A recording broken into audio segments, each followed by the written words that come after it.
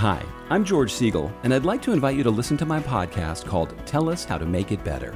I think we can all agree there are a lot of problems in the world. You probably know people who like to complain about them. On my podcast, I like to introduce you to people who are actually trying to make those problems better. My guests range from a DIY queen who shows you how to do projects around the house, to a woman who has created an app to help keep your family safe. We've done shows on repurposing trees, to the dangers of binge drinking among teens, to finding solutions to the challenges of climate change. I love people who are trying to solve problems, and I hope you'll join me each week to hear their stories on the Tell Us How to Make It Better podcast. Before we start, I want to thank all of the Weird Libertarians patrons for being a part of the show. You can find out all of the benefits of subscribing on Patreon at joinwalplus.com. That's WAL plus.com. You'll get bonus content, access to the complete archives. There's over 1,000 shows that you can't get in the public feed, and you'll be supporting all of our great shows. Thank you especially to our $100 a month members, John Pusilo, Vincent Peichel, Lars Nordskog, Jake Edel, Matthew Durbin, Reinhold, Christy Avery, and Jason Doolittle. We also want to thank our main sponsor for this episode. It is Iconic Insurance. 15% of Americans are left to find health insurance on their own. And even if you get health insurance from your employer that doesn't work for you, Matt Allen and Iconic Insurance can help you find the right insurance. Just head over right now and contact him at iconic-insurance.com/libertarians. We'll put the link in the description if you can't remember that. But Matt is a longtime listener of this program and a great guy and a good friend of mine. So please go support him and reach out right now. Thank you. And now let's get started with our show. You're listening to the We Are Libertarians Podcast Network. Find all of our shows at wearelibertarians.com. Welcome to the Chris Spangle Show. Thank you for joining me here today. We have a big issue. It's like a red alert emergency podcast. We've got experts on to talk about, well, we've got Brad Polumbo, who's an expert on pretty much everything, Brad. I love following you on Twitter. You always have great takes. You're the host and a writer at Based Politics with our friend Hannah Cox. And tell us about Based first. Let's start there before we start about the student loan debt forgiveness proposal. Yeah, absolutely. So Based Politics started as a podcast. Check it out, Based Politics Podcast, hosted by me and Hannah Cox, where we kind of shoot the shit, talk about what's in the news, what's trending on the internet, and, from an independent, not partisan, not tribal, but like libertarian, freedom-based, but not dogmatic, not capital L libertarian. And it was really successful. And we increasingly saw the need for kind of next generation multimedia platform because, we have libertarian magazines, we have a few libertarian TV hosts, but who are the libertarian TikTokers? Who are the libertarian Instagram influencers?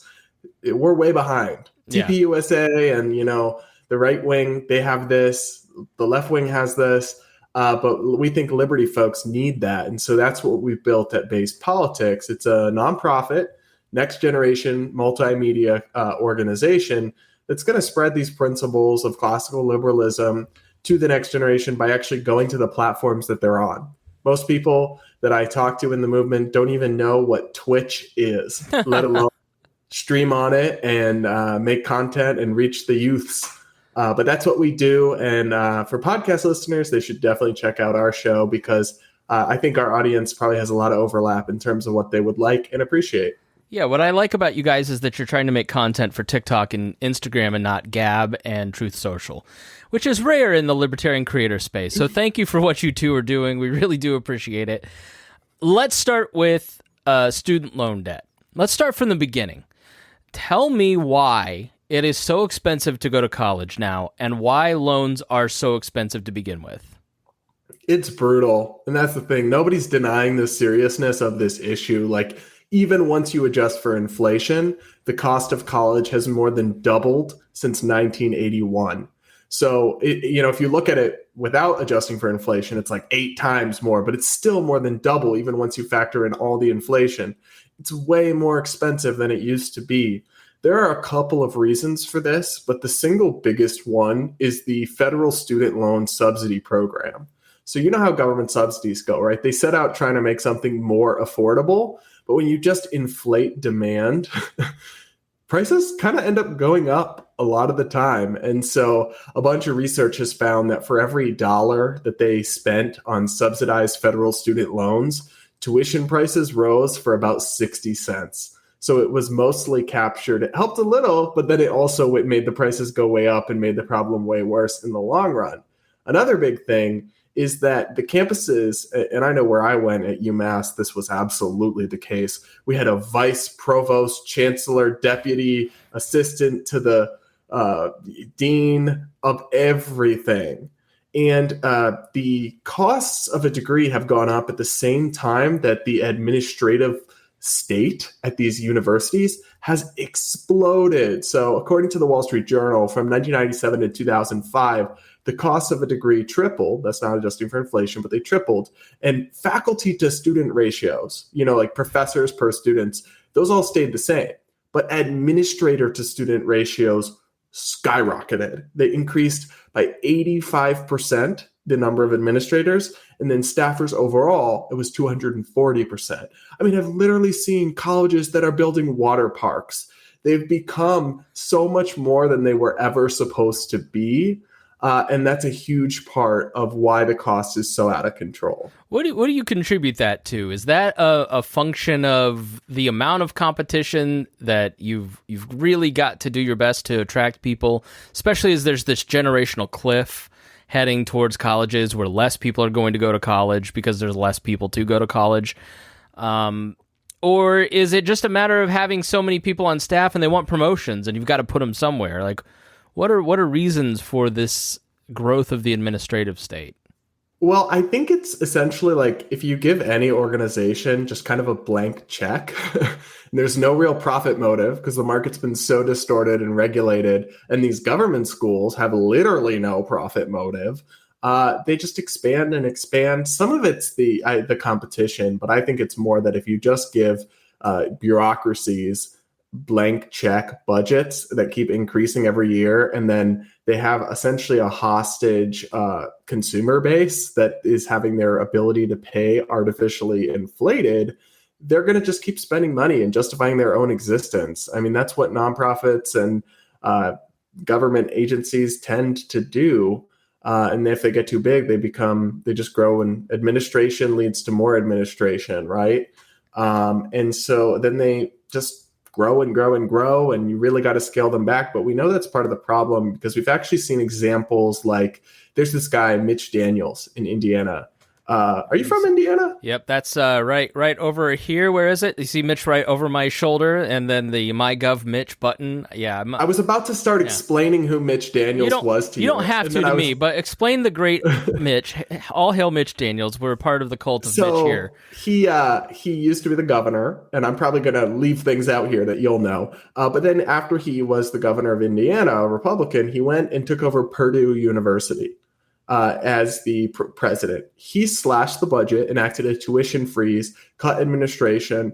Just through some modest fiscal sanity, he saved parents and families millions and millions of dollars. And that just shows you it really could be done, but that's not even being addressed here. I had friends who worked at Purdue, and they were Democrats.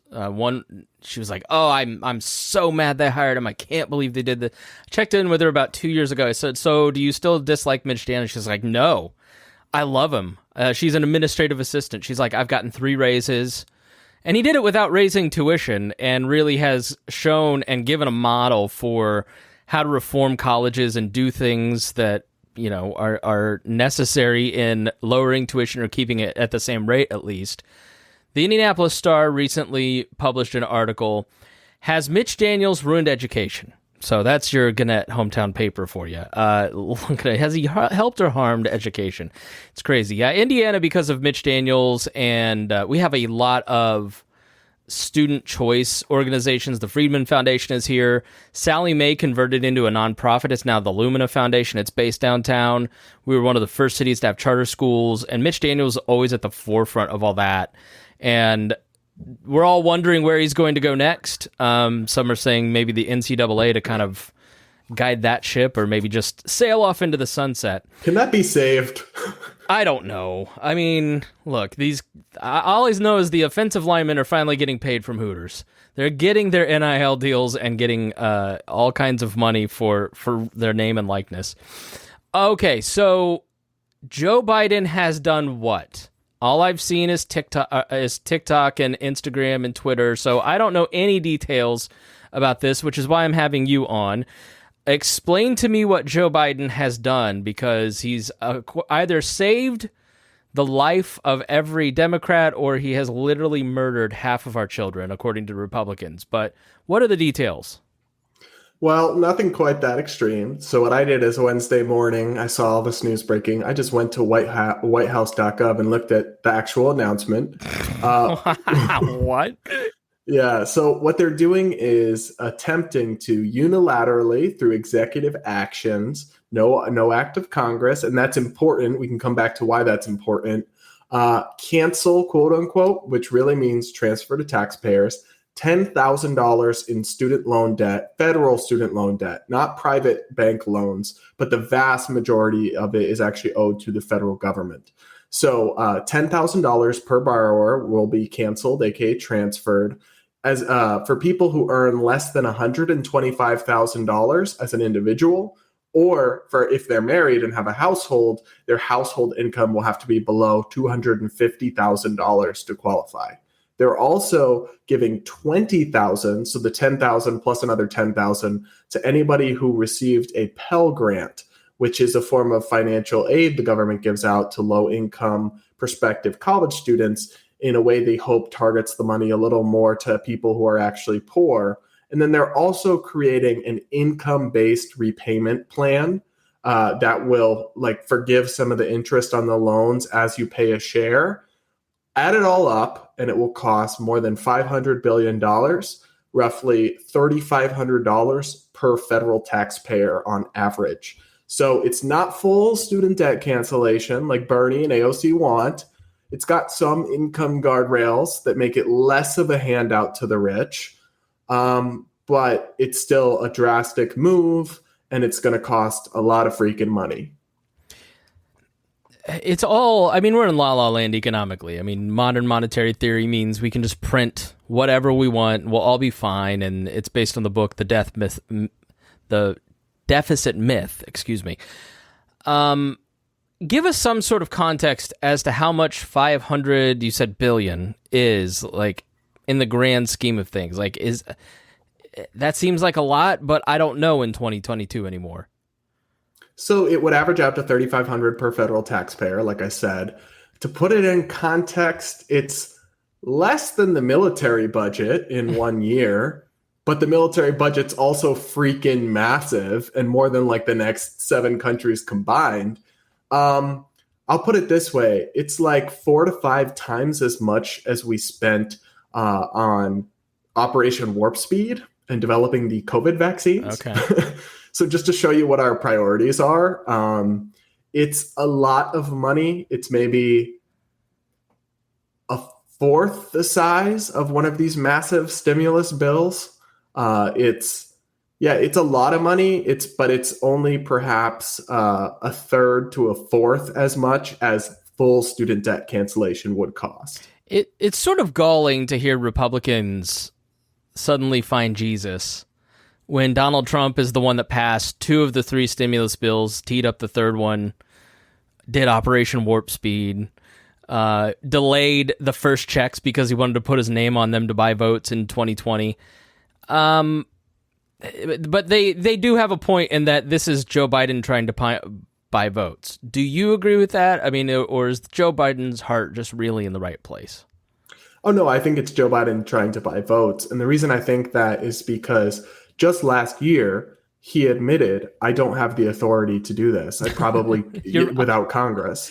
And now suddenly, a couple of months before the midterm election, he says, actually, we looked really hard and we found some powers here under this old ass statute. And so Nancy Pelosi admitted on camera, the president can't do this without an act of Congress. Biden said, I don't think I can do it without Congress. Then he couldn't get Congress. So he's like channeling his former boss. I'll get my pen and my phone and I'll enact this just before the midterms, because the people that this money goes to, let's put that in context, are disproportionately affluent, people with college degrees, people who live on the coasts, people who are younger. Kind of sounds like the Democratic Party's voting base. Right. And so it's something that's popular with Democrat voters, but pretty unpopular with the country at large. So it's essentially, I do think it's legal. I'm not saying it's like an illegal bribe or whatever, but a lot of politics, I think it was Bastiat who said politics is just legal plunder, right? Or it's people trying to live off each other and just vote themselves into the public treasury. That's definitely what this is. It's no coincidence, especially because this is going to face legal challenges, potentially. We can get into that. But the point is that right now he does the big order, makes all the headlines, then the election happens. Maybe this never even happens. Which is something that he got the political boost. Yeah, Democrats do that all the time. They know that they have no legal or constitutional authority to do something. They know something will get struck down by the courts, but they do it anyways. I cannot remember what the most famous example of this was, but it was early on where he just wanted the good headlines. So do you think this gets struck down, and what is he basing this on? What old statute? I think you posted it last night. Was it the Hope or something along those lines? Where is he deriving the authority? So he goes back to a 1965 law, but that gave the Secretary of Education some discretion. But that was literally passed before the modern student loan programs and all this debt even existed. So the idea that Congress intended to give up their constitutional power of the purse spending and let them do this, just unilaterally spend $500 billion, is just absurd. And in fact, even the Department of Education did an internal review in 2021 and concluded that they don't have the power to executively or unilaterally cancel debt without Congress. But then Biden was just like, well, look again and look harder. And so I think it's definitely unconstitutional. And I know you saw my tweet, but originally I was like, oh, this is going to get struck down. I'm like 80 to 90% confident. But I'm also not a lawyer. So I had some openness and humility, and I had some conversations with people about it. And basically all the lawyers or right of center, like legal analysts that I talked to, constitutional attorneys, agree that it's unconstitutional. But they say it might not actually get struck down because there's going to be a very tricky issue. Who has standing to sue? So, and I can't really explain this. Like I said, I'm not a lawyer, but not just anyone can sue and say that a policy is unconstitutional. And it's not good enough to just say I'm a federal taxpayer and my money's being wasted. You have to have a plaintiff. Or somebody's had to show harm, that they've been harmed by the policy. Exactly. So, like, for example, eminent domain, they showed that famous case, Keto versus New London or whatever it is. They show the person is the plaintiff who had their house seized by the government, right? And they sue, and then lawyers represent them, and they have all these arguments. Who's going to be the plaintiff here? It's going to be hard to know. And so even though this is unconstitutional, in my view, and a lot of people agree, it might actually evade legal scrutiny. It might not, but there's some reason to think they might have a hard time making this into a successful legal challenge. And that would be a huge, huge problem, because then you have a president going beyond the bounds of their authority, but no checks and balances. If you try to do something that's beyond your power, the system is supposed to stop you. And I think by and large, it does a decent job of this. The Supreme Court struck down Trump multiple times. When he tried to do things he doesn't have the legal authority to do. He's not in the White House still. But Biden, they've struck down things that Biden tried to do, like his vaccine mandate. And generally, they serve as a decent check, the Supreme Court, on the president. I think they should do way more, but when they really go overboard, but it could never get to the Supreme Court unless people are able to bring lawsuits. And if nobody has standing, the Supreme Court can't do anything. So I'm a little bit worried he might get away with this rogue action. Although, there are lawyers already working to find an argument of how somebody can have standing. So I'm hoping they'll be able to come up with something. One person who might want to claim standing is my wife. I have a $10,000 I told you so in our marriage, which is just priceless in the first year, Brad. Let me tell you. I said, don't pay your student loans because Joe Biden may do it when he becomes president. She said, no, I'm going to be responsible. Which is not the thing to be in 2022. So she paid off roughly $9,000 worth of student loans in late 2020, early 21. She's not going to get a dime. No, she is ticked. And I have been amazed at, I have a fairly middle of the road audience thanks to the Pat Down podcast on Instagram especially, and it's like 80% mad, 20% happy about this.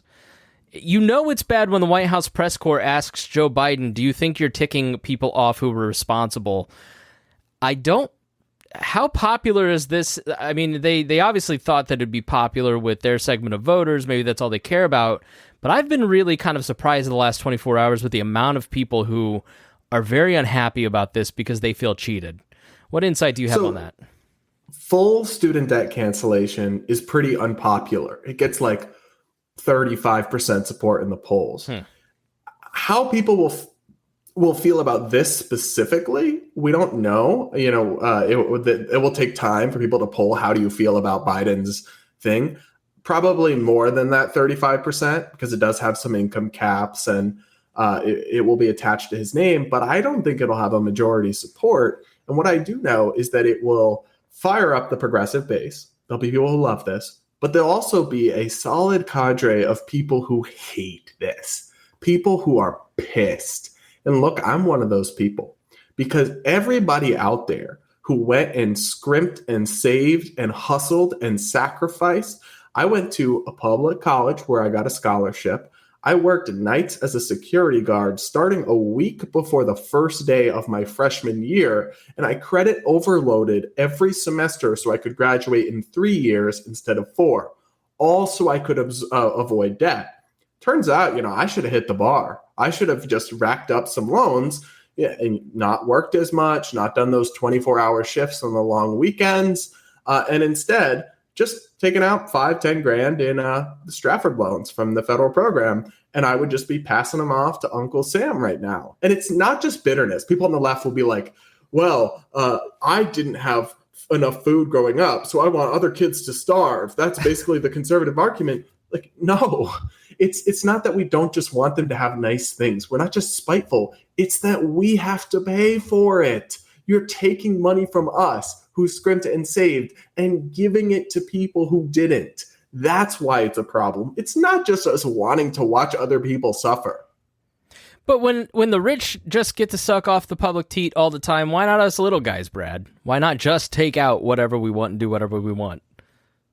Well, because I don't support any of it. And people are, there's two big comparisons that are being made that frankly I think are both BS. People are saying, well, what about the Paycheck Protection Program, the big stimulus program that gave loans, in air quotes, to businesses? A couple things about that. PPP, I've opposed it. I opposed it since the beginning. I said it was corporate welfare, it was inefficient, and I think I've been proven right. But even as somebody who opposed it, I can say it's not at all comparable to student loans.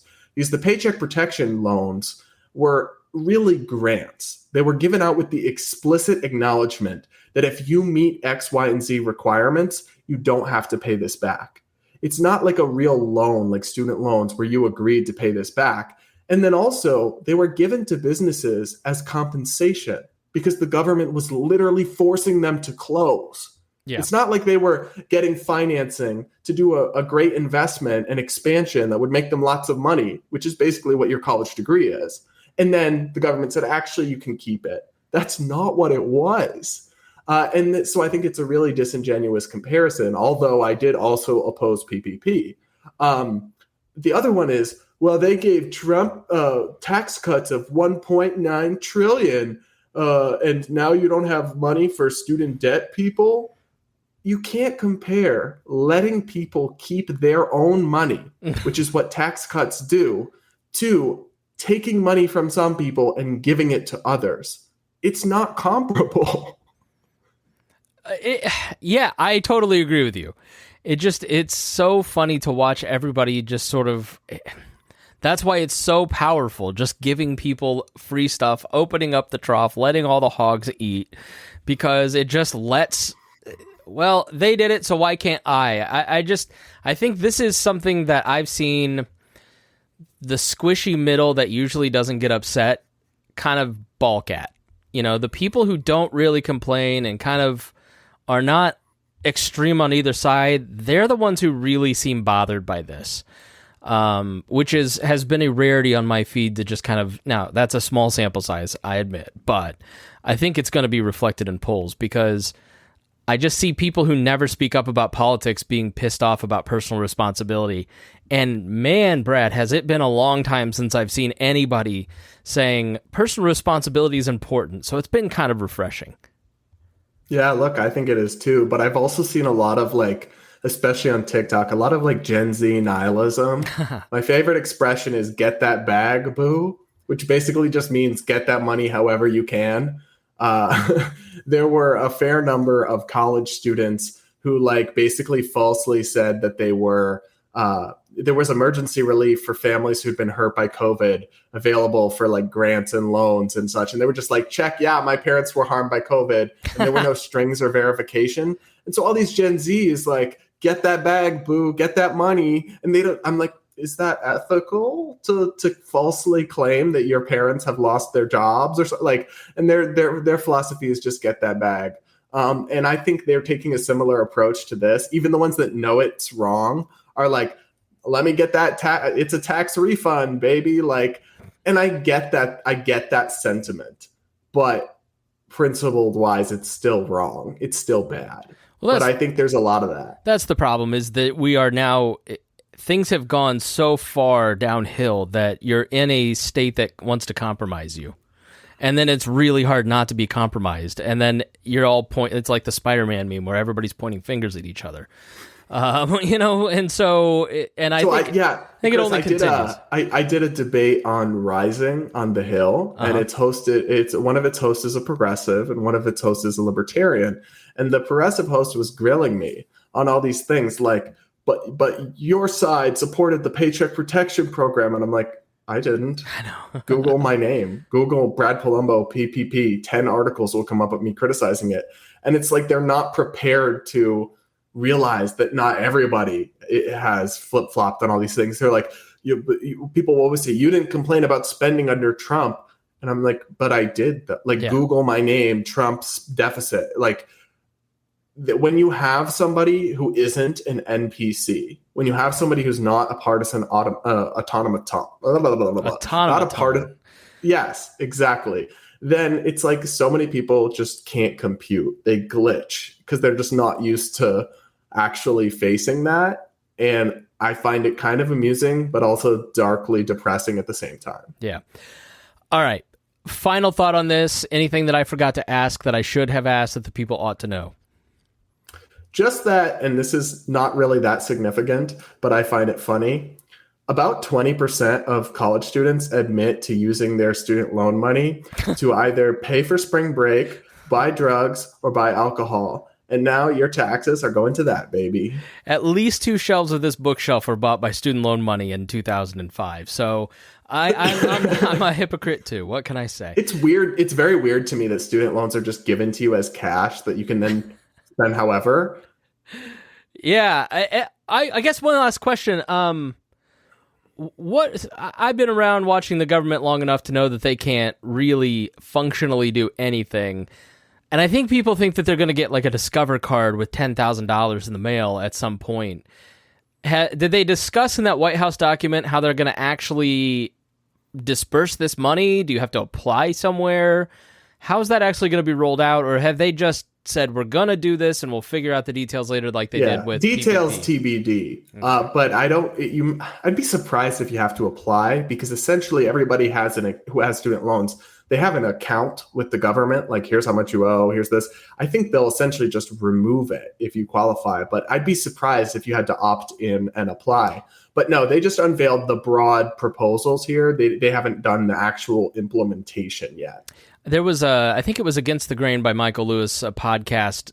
Do you remember when, like 15 years ago, if you were in civil service and you went to college and then you were a teacher or a cop for a certain amount of years, you get your student loan debt delayed or paid off, or some crazy amount paid off? Well, I was 9, so...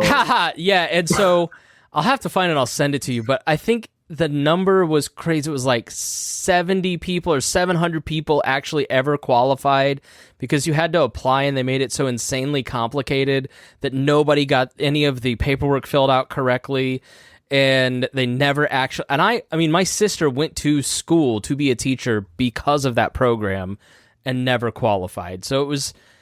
people. Yeah. They sent stimmy checks, billions of dollars of stimmy checks to dead people. Right, yeah. So we have to be aware of the competency level and general efficiency of the folks who we're dealing with. So yeah, I would not be surprised if there were similar dysfunctions or headaches, but I think they will get it so that a lot, if it ever happens, so that more than 70 people or whatever actually get the benefits. All right, Brad, shameless self-promotion time. Tell us where to follow you and what should we be reading when we get there. The number one thing, check out the Based Politics podcast, wherever you listen to podcasts. Check out my YouTube, TikTok, just search my name, Brad Polumbo, Polumbo, Instagram, and check out our website, base-politics.com. Yeah, more the merrier. I'm basically on everything at this point. All right. Thanks so much, Brad. We really appreciate your time. Thanks. And thank you, listener. If you got something out of this, the best thing you can do for any podcast that you listen to is to share it with your friends and say there's something valuable here. So please do that now. All right. Thank you so much, and we will see you again soon. This podcast was produced and edited by Chris Spangle and Leaders and Legends, LLC. If you're interested in starting a podcast or taking yours to the next level, please contact us at leadersandlegends.net.